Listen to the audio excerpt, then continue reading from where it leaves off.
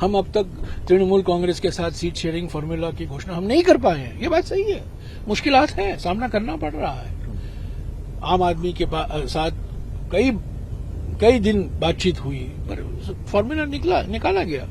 NCP के साथ तो पहले ही से था, डीएमके के साथ तो पहले ही से था, जेएमएम के साथ पहले से ही था, पर आम आदमी पार्टी एक नया गठबंधन था, पर हम उसमें सफल हुए। पर तृणमूल के साथ हम सफल नहीं हो पाए। पर क्या ममता जी पर क्या दबाव है, बीजेपी क्या दबाव डाल रही है उन पर, मैं कुछ नहीं कह सकता हूं। पर मैं ये सिर्फ ये कह सकता हूं कि पहले दिन से मैं कह रहा हूं, प्रवक्ता होने के नाते, महासचिव होने के नाते, कि हमारे दरवाजे हमेशा के लिए खुले हैं तृणमूल के साथ। पर जो गठबंधन का जो सीट शेयरिंग फॉर्मूला है वो सम्मानित ढंग से तय होना चाहिए। ऐसा नहीं कि एक तरफा घोषणा हो जाए। कल ब्रेक का दिवस है और उसके बाद 12 से 17 को अंतिम चरण होगा। नंदुरबार से शुरू होगा 12 तारीख दोपहर को, और 17 तारीख को मुंबई में एक महा रैली होने वाला है। इंडिया गठबंधन, जनबंधन के सभी पार्टियां मौजूद होंगी। भारत जोड़ो न्याय यात्रा 14 जनवरी को शुरू हुआ था मणिपुर से, और पहले दिन से राहुल जी कहकर आ रहे हैं कि इसके 5 स्तंभ हैं: नारी न्याय, युवा न्याय, किसान न्याय, श्रमिक न्याय और हिस्सेदारी न्याय। इस दौरान पिछले 20-25 दिनों में अंबिकापुर से लेकर पहली बार तो हमने किसान न्याय के बारे में हमने गारंटियां दी हैं। एमएसपी को लेकर, कर्जा माफी को लेकर, किसान के लिए जो और हमें करना है, जो हम करने वाले हैं, उसको लेकर हमने गारंटियां दी हैं। उसके बाद राहुल जी बार बार हिस्सेदारी न्याय की बात करते हैं, जिसके लिए पहला कदम जाति जनगणना, जाति गिनती, और उसके साथ जो देश की संपत्तियां हैं उसके मालिक कौन है, क्या डिस्ट्रीब्यूशन है, विकास का कीमत कौन चुकाता है और विकास का फायदा किसको मिलता है, तो ये 2 सर्वे हैं। 4 दिन पहले बांसवाड़ा में कांग्रेस अध्यक्ष और राहुल जी ने युवा न्याय को लेकर 5 सूत्री युवा न्याय का कार्यक्रम की घोषणा की है। 13 तारीख को धूले में मैं उम्मीद करता हूं कि कांग्रेस अध्यक्ष और राहुल जी महिला न्याय को लेकर जो हमारी 4-5 गारंटियां हैं उसकी भी घोषणा करेंगे, और मुंबई में श्रमिक न्याय के बारे में भी घोषणा होगा।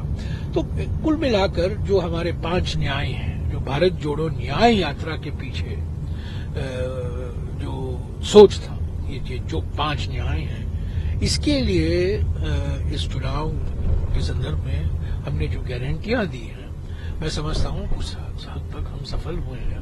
अभी जनता को, हमारे कार्यकर्ताओं को तक जानकारी पहुंचानी है, और कार्यकर्ता के द्वारा हम जनता के बीच में हमें संदेशा पहुंचाना है। अभी वक्त है, अभी टाइम लगेगा, पर मैं समझता हूं कि शुरुआत जरूर हुई है। और खासतौर से किसान न्याय को लेकर मैं समझता हूं अंबिकापुर से जब घोषणा की गई थी कि लीगल गारंटी दी जाएगी एमएसपी को, और स्वामीनाथन फॉर्मूला लागू होगा एमएसपी को तय करने के लिए, वो संदेशा जन जन तक पहुंच रहा है। आप वही मैंने आपसे सर, मेरा जो मंत्री का गारंटी शब्द यूज करना, वो पहले गारंटी नहीं करते थे। वो उन्होंने देखा कि राहुल जी बार बार कर्नाटक में चुनाव में, तेलंगाना के चुनाव में उन्होंने गारंटी की बात की। तो अभी प्रधानमंत्री तो ऐसे देखिए, वो दूसरे के आइडिया में लेने में और अपने आप को श्रेय देने में उनका कोई मुकाबला नहीं। गारंटी का शब्द उन्होंने पहले कभी इस्तेमाल नहीं किया था। हालांकि अभी वो कह रहे हैं मोदी की गारंटी। ये हम तो कोई एक व्यक्ति की गारंटी नहीं कर रहे, हम नहीं कह खड़गे की गारंटी या राहुल जी की गारंटी या सोनिया जी की गारंटी, हम कह रहे हैं कांग्रेस पार्टी की गारंटी हम दे रहे हैं, क्योंकि ये जनता चाहती है, जनता की मांग है, ये जनता की गारंटी है, ये हमारी गारंटी, एक व्यक्ति की गारंटी नहीं है। कोई एहसान नहीं कर रहे हैं हम। प्रधानमंत्री ऐसा प्रोजेक्ट कर रहे हैं अपने आप को कि वो किसी मसीहा है कि मैं गारंटी दे। कौन है वो गारंटी देने वाले? वो थोड़ी व्यक्तिगत गारंटी थोड़ी है। तो और जब वारंटी पीरियड होने वाली है, जब 10 साल हो चुके हैं, अन्याय काल की हकीकत हमारे सामने है, महिला अन्याय, युवा अन्याय, किसान अन्याय, आदिवासी अन्याय, श्रमिक अन्याय, और अन्याय तो सिर्फ 2 पूंजीपतियों के लिए नहीं हुआ है। पूंजीपति 2 या 3 पूंजीपति को लिए बहुत न्याय मिला है, पर सभी लोग, करोड़ों को अन्याय मिला है। तो ध्रुवीकरण की बात हो रही है, ध्रुवीकरण को भी प्रोत्साहन दिया जा रहा है। राम मंदिर को एक ऐसा मुद्दा बनाया जा रहा है।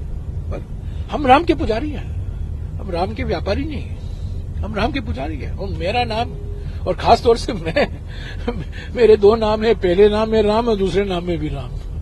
तो ये जब हम धर्म को लाते हैं राजनीति में, धर्म को भी घटाते हैं और राजनीति को भी घटाते हैं, और ये बड़ा खतरनाक हो जाता है। धर्म का अर्थ ही अलग हो जाता है, राजनीति का अर्थ ही अलग हो जाता है। तो ये पर इनके पास ध्रुवीकरण के अलावा कोई हथियार नहीं। ये आर्थिक मुद्दों पर नहीं लड़ेंगे, सामाजिक मुद्दों पर नहीं लड़ेंगे, राजनीतिक मुद्दों पर नहीं लड़ेंगे। घुमा फिरा कर धर्म को कैसे भी राजनीतिक मुद्दा बनाने की कोशिश की गई। और 22 जनवरी तो एक राजनीतिक समारोह था, राजनीतिक फंक्शन था, चुनावी फंक्शन था। तो सर आपको लगता है कि जो ध्रुवीकरण और इस सबकी बात जो आप कर रहे हैं और कोशिश कर रहे हैं उसमें जो पर्टिकुलरली आप जो देखिए, अगर आप हमारे इतिहास देखें, कमंडल कैसे शुरू हुआ? कमंडल कैसे शुरू हुआ 1990 में? कमंडल तो मंडल के खिलाफ शुरू हुआ ना। जब मंडल कमीशन मंडल आयोग की जो सिफारिशें हैं, वीपी सिंह ने घोषणा की कि मैं इसको इम्प्लीमेंट करूंगा, तब कमंडल शुरू हुआ इनका। तो कमंडल एक रेस्पॉन्स था मंडल का। तो 30 साल बाद, 34 साल बाद यही बात आ रही है। पर ये हम सिर्फ चुनाव के संदर्भ में नहीं कह रहे। राहुल जी 2 साल से कह रहे हैं, विकास की कीमत कौन चुकाता है, विकास का फायदा किसको मिलता है? यही तो सवाल, मूल सवाल है। तेजी से विकास होना जरूरी है, इसमें कोई दो राय नहीं हो सकती। पर विकास की कीमत का बोझ किस पर पड़ रहा है, किस समुदाय पर पड़ रहा है, और फायदा कौन ले रहा है? यही तो इसमें जमीन आसमान का फर्क है ना। करोड़ों लोग कीमत चुका रहे हैं, पर 2 या 3 या 10 पूंजीपति इसका फायदा उठा रहे हैं। तो ये असमानता को दूर करना है, क्योंकि ये हमारे संविधान के खिलाफ है। हमारे संविधान की प्रस्तावना का पहला लाइन है आर्थिक, सामाजिक, एक्चुअली सामाजिक पहले आता है, सामाजिक, आर्थिक और राजनीतिक न्याय। सर क्योंकि लोग चाहते हैं कि हम एक हों, लोग चाहते, जनबंधन है ना, लोग चाहते हैं कि हम एक हों। और पहले तो प्रधानमंत्री कहते थे, अरे यार ये तो इंडिया है, इंडिया क्या है, मैं अकेला काफी हूं, सब लोग मेरे खिलाफ खड़े हो गए हैं। और अगर आप आज देखिए, बीजेडी के पीछे भाग रहे हैं, चंद्रबाबू के पीछे भाग रहे हैं, पवन कल्याण के पीछे भाग रहे हैं, अकाली दल के पीछे भाग रहे हैं। वो गठबंधन एनडीए को फिर से जीवित करने में लगे हुए हैं। इंडिया में 2 आई होते हैं, वो 2 आई निकाल दीजिएगा, ईमानदारी और इंसानियत, वो एनडीए बन जाता है। INDIA से पहला आई और चौथा आई निकाल दो तो एनडीए बन जाता है ना। तो इंसानियत और ईमानदारी दोनों निकाल दो, एनडीए बन गया। तो यही है ना 2024 की चुनाव, इंसानियत और ईमानदारी, ये हमारे मुद्दे हैं। एनडीए तो और जो समस्याएं हैं, स्पीड ब्रेकर हैं। हम अब तक तृणमूल कांग्रेस के साथ सीट शेयरिंग फॉर्मूला की घोषणा हम नहीं कर पाए हैं, ये बात सही है। मुश्किलात हैं, सामना करना पड़ रहा है। आम आदमी के साथ कई दिन बातचीत हुई, पर फॉर्मूला निकाला गया। एनसीपी के साथ तो पहले ही से था, डीएमके के साथ तो पहले ही से था, जेएमएम के साथ पहले से ही था, पर आम आदमी पार्टी एक नया गठबंधन था, पर हम उसमें सफल हुए। पर तृणमूल के साथ हम सफल नहीं हो पाए। पर क्या ममता जी पर क्या दबाव है, बीजेपी क्या दबाव डाल रही है उन पर, मैं कुछ नहीं कह सकता हूं। पर मैं ये सिर्फ ये कह सकता हूं कि पहले दिन से मैं कह रहा हूं, प्रवक्ता होने के नाते, महासचिव होने के नाते, कि हमारे दरवाजे हमेशा के लिए खुले हैं तृणमूल के साथ। पर जो गठबंधन का जो सीट शेयरिंग फॉर्मूला है, वो सम्मानित ढंग से तय होना चाहिए। ऐसा नहीं कि एक तरफा घोषणा हो जाए। हमारे ओर से भी कुछ बयान आए हैं, मैं पीछे नहीं हट रहा हूं। हमारे कुछ वरिष्ठ नेताओं ने भी कुछ बयानें दी हैं जो आपत्तिजनक बयान है तृणमूल के नजरिए से, वो देना नहीं चाहिए था। वो समझ रहे हैं कि हम विधानसभा चुनाव लड़ रहे हैं, पर ये राष्ट्रीय चुनाव है, ये लोकसभा के चुनाव है। तो कुछ संयम के साथ वो बयान देने की जरूरत थी, पर वो नहीं हो पाया। पर आज भी मैं कहता हूं, आज मैंने कहीं पढ़ा है कि तृणमूल का पहला लिस्ट आने वाला है। आखिरी दम तक, आखिरी वक्त तक हम तैयार हैं तृणमूल के साथ समझौता करने के लिए। सर होनी चाहिए, फेस टू फेस बातचीत होनी चाहिए, चेहरा टू चेहरा।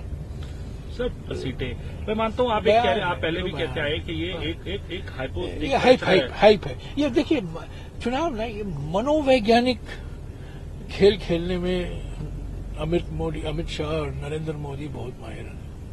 ये मार्केटिंग में तो बड़ी कुशलता दिखाते ही हैं, पर ये साइकोलॉजिकल वॉरफेयर जो है ना, 370 पार करेंगे, 400 पार करेंगे, ये सब बयान है, हकीकत नहीं है। अगर आप 370 पार करेंगे, सब गठबंधन के पीछे कहां पड़ रहे हैं आप? बीजेडी के पीछे क्यों भाग रहे हैं? क्यों भाग रहे हैं आप टीडीपी और पवन कल्याण के पीछे? क्यों भाग रहे हैं आप अकाली दल के पीछे? तो आप इंडिया गठबंधन को मजबूत कमजोर करने में लगे हुए थे, आपने पलटी करवा दिया नीतीश कुमार से, आरएलडी को भी पलटी करवा दिया। तो ये सब, मैं आंकड़े में नहीं जाऊंगा, पर मैं यही कहूंगा, मैं हमेशा, मैं जब छोटा था, मैंने एक बहुत मशहूर फिल्म था, सुपर हिट फिल्म था, जिसके गाने आज भी मुझे याद है और सब लोग गाते हैं वो गाना, विश्वजीत और वहीदा रहमान। 20 साल बाद 2003 में क्या हुआ? दिसंबर के महीने में हम छत्तीसगढ़ बुरी तरीके से हारे, हम मध्य प्रदेश बुरी तरीके से हारे, राजस्थान बुरी तरीके से हारे, सिर्फ दिल्ली जीत पाए और हमारा मनोबल बहुत नीचे गिर गया था। मुझे आज भी याद है, हमारे सब बड़े बड़े नेता, मनोबल बहुत नीचे गिर गया था। पर 2004 में हमारी सरकार बनी ना, इंडिया शाइनिंग था और हमारे देश के भीष्म पितामह अटल बिहारी वाजपेयी प्रधानमंत्री थे और लोग कह रहे थे आप इनका मुकाबला नहीं कर सकते, आप छत्तीसगढ़ हारे हैं, राजस्थान हारे हैं, मध्य प्रदेश हारे हैं, जो अभी हुआ है। पर 20 साल बाद वही हमें देखने को मिला। यही 3 राज्य हम बुरी तरीके से नहीं हारे, पर हारे हैं। इससे मैं नहीं भागना चाहता हूँ। वोट शेयर का फर्क इतना नहीं है, पर सरकार तो नहीं बनी हमारी, 3 सरकारें, इनमें से 2 सरकारें हमारी थी। एक्चुअली ऐसा देखा जाए 3 सरकार थी। कमलनाथ की सरकार ज्योतिरादित्य सिंधिया की गद्दारी के कारण वो सरकार गिरी मार्च 2020 में। तो 20 साल बाद ये भी हो सकता है। प्रधानमंत्री को भूलना नहीं चाहिए। कॉन्फिडेंस कैसे आप लोग इसको आगे यार, हमें काम करना है बस। कर्मण्येवाधिकारस्ते मा फलेषु कदाचन। करते रहो, हमें करते रहना चाहिए। संगठन को और मजबूत करना है, कार्यकर्ताओं का मनोबल बढ़ाना है। तो होगा, कठिनाइयां हैं, परेशानियां हैं, चुनौतियां हैं और हमारा अकाउंट फ्रीज किया गया है। करोड़ों रुपया हमारा जो हम इस्तेमाल कर सकते थे, हमें खर्च करना पड़ता है चुनाव के समय। हम खर्च नहीं कर पा रहे हैं क्यों? हमारे पहले नोटबंदी था, अभी अकाउंट बंदी, खाता बंदी हो गया कांग्रेस के खिलाफ। ये कर आतंकवाद है ना, टैक्स टेररिज्म है, कर आतंकवाद है, उसका भी हम सामना कर रहे हैं। तो हमारे नेताओं को भगाकर, वो चुनाव चिन्ह है, बीजेपी एकमात्र पार्टी है जिसकी 2 चुनाव चिन्ह है, एक कमल का फूल और दूसरा वॉशिंग मशीन। और वॉशिंग मशीन दिखाते हैं हमारे महाराष्ट्र के कुछ नेता, गुजरात के कुछ नेता, मध्य प्रदेश के कुछ नेता, सब भाग गए हैं। पर ठीक है, जब नेता भागते हैं, कार्यकर्ताओं को नया मौका मिलता है संगठन में। हमारे देश में चुनाव ब्यूटी कॉन्टेस्ट नहीं होते। हमारे देश में पार्टियों के बीच में प्रतियोगिता होती है, पार्टियों के बीच में मुकाबला होता है। पार्टी विचारधारा, पार्टी सिंबल, घोषणा पत्र, पार्टी के कार्यक्रम, पार्टी का प्रचार। और हम क्यों जीते 2004 में? हम क्यों जीते? मैं 2004 के चुनाव अभियान में मैंने भाग लिया और मैंने देखा 2004 में सोनिया जी ने मुझे एक बात कही। मैं भी था, अहमद पटेल जी थे, जनार्दन द्विवेदी थे, सब लोग थे और प्रणब मुखर्जी थे, मनमोहन सिंह जी थे और सोनिया जी ने एक बात कही। वो जो रामविलास पासवान के घर गई मिलने, देश वो राजनीति मौसम परिवर्तन आ गया, जलवायु परिवर्तन। उस दिन उन्होंने हम लोगों से कहा, उन्होंने देखिए आप लोग ये सब लोकसभा चुनाव के चश्मे से देखते हो, ऐसा क्यों नहीं देखते हो कि ये 29 राज्यों के चुनाव, अलग अलग राज्यों में चुनाव है और उसका पूरा क्यूमुलेटिव नतीजा लोकसभा चुनाव होगा। तो यही हुआ। हमारे पास चेहरा नहीं था, हमारी गठबंधन थी, कोई कॉमन मैनिफेस्टो नहीं था, कॉमन सिंबल नहीं था, पर हम लड़े। और हम ऐसा लड़े कि केरला में हमने अभियान था, तमिलनाडु में अभियान था, यूपी। अरे भाई, यूपी में हमको 22 सीटें मिली 2009 में। अगर आप देखें 2004 के बाद 2009 में 22 या 23 सीट यूपी में, उत्तर प्रदेश में। 2009 की बात मैं कर रहा हूं। तो 2004 में मेरे ख्याल में 10 सीटें आई थी मुझे लोकसभा में। तो सोनिया जी ने कहा ये नेशनल इलेक्शन को इस चश्मे से देखो, इस नजरिए से देखो कि ये स्टेट में इलेक्शन होते हैं, कि क्यूमुलेटिव इफेक्ट होता है। तो वही तो हम इस बार कर रहे हैं। लेकिन सर, कॉमन मैनिफेस्टो तो कभी नहीं था, कॉमन मैनिफेस्टो तो कभी नहीं था, क्योंकि यूपीए का अगर आप नेशनल कॉमन मिनिमम प्रोग्राम देखें, वो चुनाव सरकार बनने के बाद ही तय किया गया था, सरकार के पहले नहीं तय किया था। तो हाँ, कॉमन मीटिंग हुआ था, पटना में हुआ था, उसके बाद एक बयान आया, बेंगलुरु में हुआ था, बेंगलुरु के बाद बयान आया, मुंबई में हुआ था, मुंबई के बाद में एक बयान आया, दिल्ली में हुआ था, दिल्ली के बाद में एक बयान आया। तो जो प्राथमिकताएं हैं, जो किसान को लेकर, महिलाओं को लेकर, युवाओं को लेकर, हिस्सेदारी न्याय को लेकर, ये 5 न्याय एजेंडा जो है ना, ये सिर्फ कांग्रेस पार्टी की एजेंडा नहीं है, ये इंडिया गठबंधन की भी एजेंडा है। तो जनबंधन है, हम तो तैयार हैं, हम हैं तैयार। क्या 28 दिसंबर को हमारी रैली हुई थी नागपुर में, उसका नारा क्या था? हम तैयार, हम हैं तैयार, हम हैं तैयार, वही तो नारा था। सब तैयार, हम तैयार हैं। परेशानियां हैं, कठिनाइयां हैं, जैसा कि मैंने कहा, नोटबंदी के बाद में खाताबंदी हुआ है हमारे खिलाफ, बेइंसाफी हुई है। अभी इलेक्शन कमीशन में भी आप इधर उधर आप देख रहे हैं, हलचल मच रहा है इलेक्शन कमीशन में।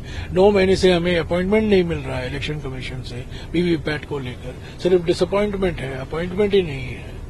तो ये सब, इसका सामना हमें करना पड़ता है, सहनशीलता होनी चाहिए। राहुल गांधी का कितना इफेक्ट रहने वाला है? और अरे भाई, चुनाव होगा और नॉर्थ इंडिया से उनका लड़ना, और वो ही तय करेंगे, सीईसी तय करेगा, मुझे उसकी जानकारी नहीं है, पर वायनाड से तो जरूर लड़ रहे हैं। पर देखिए, भारत जोड़ो न्याय यात्रा में पश्चिम बंगाल, छत्तीसगढ़, उड़ीसा, उत्तर प्रदेश, आपने देखा उत्तर प्रदेश में उनका क्या असर था। प्रयागराज में उन्होंने पेपर लीक की बात की और 2 दिन बाद योगी सरकार ने उस एग्जाम परीक्षा को रद्द करना पड़ा उनको। असर देखा आपने उत्तर प्रदेश में, योगी को झुकना पड़ा। तो ये मुद्दे उठाते रहते हैं, प्रचार कर रहे हैं। तो राहुल जी तो हमारे भारत जोड़ो यात्रा के चेहरे हैं, वो भारत जोड़ो यात्रा के चेहरे और भारत जोड़ो न्याय यात्रा के चेहरे। और कैंपेन कैसे, क्योंकि आप कम्युनिकेशन कैंपेन तो हमारा है, पहले हम निकाल चुके हैं 10 साल अन्याय काल, यही तो कह रहे हैं कि अमृतकाल का मुकाबला क्या है, 10 साल अमृतकाल, उसके बाद में 5 न्याय, यही तो हमारा कैंपेन है। और कोई इसमें कोई तो रॉकेट साइंस नहीं है, तो कैंपेन यही रहेगा। अभी देखते रहिए, कल परसों हमारा कैंपेन शुरू होगा। कैंपेन तो शुरू हो गया है एक सिस्टमैटिक तरीके से, पर 10 साल अन्याय काल तो है ही है और 5 न्याय कार्यक्रम तो है ही है।